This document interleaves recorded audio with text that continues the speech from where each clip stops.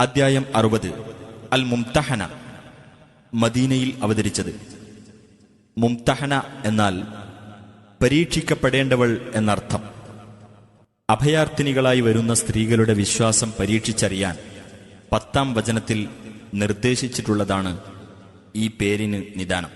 പരമകാരുണികനും കരുണാനിധിയുമായ അല്ലാഹുവിന്റെ നാമത്തിൽ. ഹേ സത്യവിശ്വാസികളെ, എന്റെ ശത്രുവും നിങ്ങളുടെ ശത്രുവും ആയിട്ടുള്ളവരോട് സ്നേഹബന്ധം സ്ഥാപിച്ചുകൊണ്ട് നിങ്ങൾ അവരെ മിത്രങ്ങളാക്കി വെക്കരുത്. നിങ്ങൾക്ക് വന്നുകിട്ടിയിട്ടുള്ള സത്യത്തിൽ അവർ അവിശ്വസിച്ചിരിക്കുകയാണ്. നിങ്ങൾ നിങ്ങളുടെ രക്ഷിതാവായ അല്ലാഹുവിൽ വിശ്വസിക്കുന്നതിനാൽ റസൂലിനെയും നിങ്ങളെയും അവർ നാട്ടിൽ നിന്ന് പുറത്താക്കുന്നു. എന്റെ മാർഗത്തിൽ സമരം ചെയ്യുവാനും എന്റെ പ്രീതി തേടുവാനും നിങ്ങൾ പുറപ്പെട്ടിരിക്കുകയാണെങ്കിൽ നിങ്ങൾ അപ്രകാരം മൈത്രീബന്ധം സ്ഥാപിക്കരുത്. നിങ്ങൾ അവരുമായി രഹസ്യമായി സ്നേഹബന്ധം സ്ഥാപിക്കുന്നു. നിങ്ങൾ രഹസ്യമാക്കിയതും പരസ്യമാക്കിയതും ഞാൻ നല്ലവണ്ണം അറിയുന്നവനാണ്. നിങ്ങളിൽ നിന്ന് വല്ലവനും അപ്രകാരം പ്രവർത്തിക്കുന്ന പക്ഷം അവൻ നേർമാർഗത്തിൽ നിന്ന് പിഴച്ചുപോയിരിക്കുന്നു. അവർ നിങ്ങളെ കണ്ടുമുട്ടുന്ന പക്ഷം അവർ നിങ്ങൾക്ക് ശത്രുക്കളായിരിക്കും. നിങ്ങളുടെ നേർക്ക് ദുഷ്ടതയും കൊണ്ട് അവരുടെ കൈകളും നാവുകളും അവർ നീട്ടുകയും നിങ്ങൾ അവിശ്വസിച്ചിരുന്നെങ്കിൽ എന്ന് അവർ ആഗ്രഹിക്കുകയും ചെയ്യും. ഉയിർത്തെഴുന്നേൽപ്പിന്റെ നാളിൽ നിങ്ങളുടെ രക്തബന്ധങ്ങളോ നിങ്ങളുടെ സന്താനങ്ങളോ നിങ്ങൾക്ക് പ്രയോജനപ്പെടുകയില്ല തന്നെ. അല്ലാഹു നിങ്ങളെ തമ്മിൽ വേർപിരിക്കും. അല്ലാഹു നിങ്ങൾ പ്രവർത്തിക്കുന്നത് കണ്ടറിയുന്നവനാകുന്നു. നിങ്ങൾക്ക് ഇബ്രാഹീമിലും അദ്ദേഹത്തിന്റെ കൂടെയുള്ളവരിലും ഉത്തമമായ ഒരു മാതൃക ഉണ്ടായിട്ടുണ്ട്. അവർ തങ്ങളുടെ ജനതയോട് ഇപ്രകാരം പറഞ്ഞ സന്ദർഭം, നിങ്ങളുമായും അല്ലാഹുവിന് പുറമെ നിങ്ങൾ ആരാധിക്കുന്നവയുമായുള്ള ബന്ധത്തിൽ നിന്ന് തീർച്ചയായും ഞങ്ങൾ ഒഴിവായവരാകുന്നു. നിങ്ങളിൽ ഞങ്ങൾ അവിശ്വസിച്ചിരിക്കുന്നു. നിങ്ങൾ അല്ലാഹുവിൽ മാത്രം വിശ്വസിക്കുന്നതുവരെ എന്നേക്കുമായി ഞങ്ങളും നിങ്ങളും തമ്മിൽ ശത്രുതയും വിദ്വേഷവും പ്രകടമാവുകയും ചെയ്തിരിക്കുന്നു. തീർച്ചയായും ഞാൻ താങ്കൾക്കുവേണ്ടി പാപമോചനം തേടാം.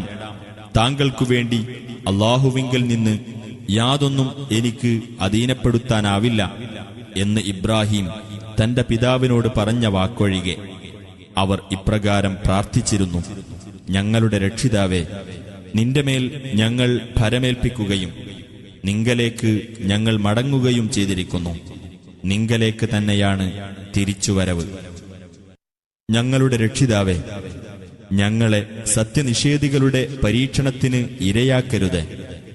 ഞങ്ങളുടെ രക്ഷിതാവേ, ഞങ്ങൾക്കു നീ പൊറുത്തു തരികയും ചെയ്യണമേ.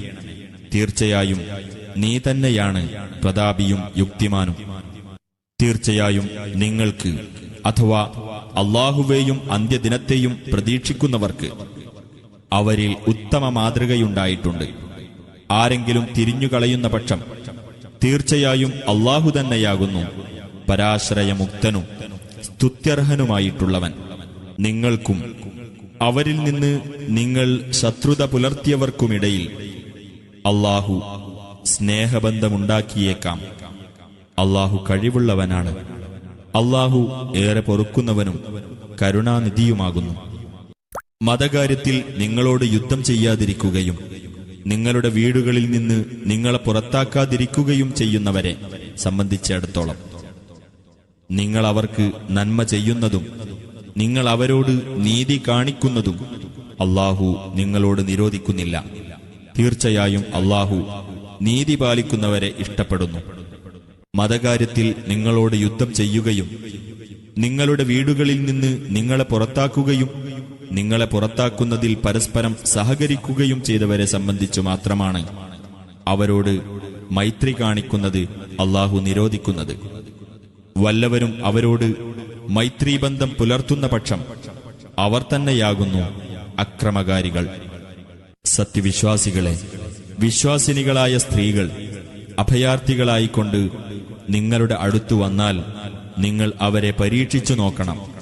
അവരുടെ വിശ്വാസത്തെപ്പറ്റി അല്ലാഹു ഏറ്റവും അറിയുന്നവനാണ്. എന്നിട്ട് അവർ വിശ്വാസിനികളാണെന്ന് അറിഞ്ഞുകഴിഞ്ഞാൽ അവരെ നിങ്ങൾ സത്യനിഷേധികളുടെ അടുത്തേക്ക് മടക്കി അയക്കരുത്. ആ സ്ത്രീകൾ അവർക്ക് അനുവദനീയമല്ല, അവർ ആ സ്ത്രീകൾക്കും അനുവദനീയമല്ല. അവർക്ക് അവർ ചെലവഴിച്ചത് നിങ്ങൾ നൽകുകയും വേണം. ആ സ്ത്രീകൾക്ക് അവരുടെ പ്രതിഫലങ്ങൾ നിങ്ങൾ കൊടുത്താൽ അവരെ നിങ്ങൾ വിവാഹം കഴിക്കുന്നതിന് നിങ്ങൾക്ക് വിരോധമില്ല. അവിശ്വാസിനികളുമായുള്ള ബന്ധം നിങ്ങൾ മുറുകെ പിടിച്ചുകൊണ്ടിരിക്കുകയും ചെയ്യരുത്. നിങ്ങൾ ചെലവഴിച്ചതെന്തോ അത് നിങ്ങൾ ചോദിച്ചുകൊള്ളുക. അവർ ചെലവഴിച്ചതെന്തോ അത് അവരും ചോദിച്ചുകൊള്ളട്ടെ. അതാണ് അല്ലാഹുവിന്റെ വിധി. അവൻ നിങ്ങൾക്കിടയിൽ വിധി കൽപ്പിക്കുന്നു. അല്ലാഹു സർവജ്ഞനും യുക്തിമാനുമാകുന്നു.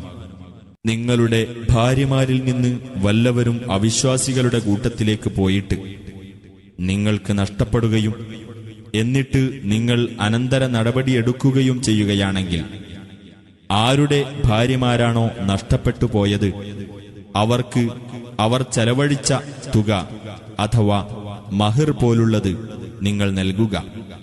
ഏതൊരു അല്ലാഹുവിൽ നിങ്ങൾ വിശ്വസിക്കുന്നുവോ അവനെ നിങ്ങൾ സൂക്ഷിക്കുകയും ചെയ്യുക.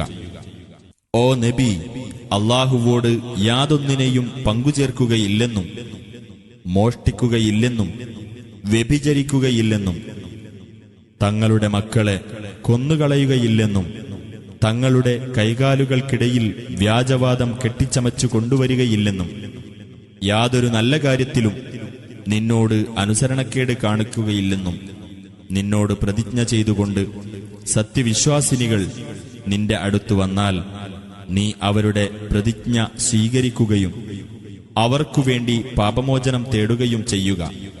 തീർച്ചയായും അല്ലാഹു ഏറെ പൊറുക്കുന്നവനും കരുണാനിധിയുമാകുന്നു. സത്യവിശ്വാസികളെ, അല്ലാഹു കോപിച്ചിട്ടുള്ള ഒരു ജനതയോട് നിങ്ങൾ മൈത്രിയിൽ ഏർപ്പെടരുത്. ഖബറുകളിലുള്ളവരെ സംബന്ധിച്ച് അവിശ്വാസികൾ നിരാശപ്പെട്ടതുപോലെ പരലോകത്തെപ്പറ്റി അവർ നിരാശപ്പെട്ടു കഴിഞ്ഞിരിക്കുന്നു.